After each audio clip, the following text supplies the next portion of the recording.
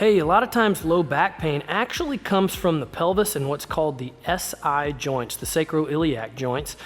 And what we typically see is when people experience pain that is associated with the pelvis, it shows up right down in this little pit of the low back. And so there's two bony spots here that you can find, and then just inside of those places are where people have a lot of pain if they've been sitting for long periods of time or standing for long periods of time or maybe walking really slow, like standing in a line, something like that. Those are pretty common things we hear.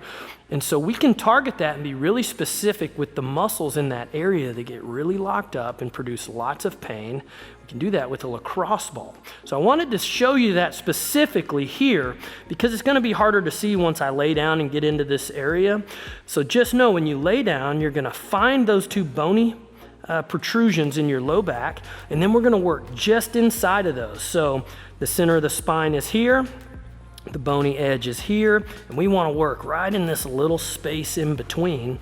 And then I'll show you what you're going to do when you get there to help minimize some of that pain and get some movement there. So again, we're finding the center of the spine, we're finding that bony protrusion, we're going just inside of that, and then we're getting our pressure over the ball in a way that's tolerable but uncomfortable.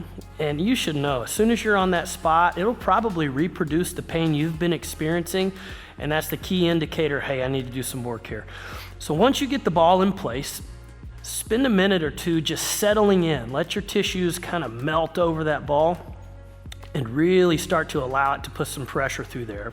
Do some deep breathing if you need to. That helps down-regulate the muscles and allows them to relax a little better. And then once you're here, there's a couple of things we can do. We can do a pelvic tilt. Just a tiny little tilt puts a lot of additional pressure there. And then we can also begin to let the knee fall out. That adds a different dynamic.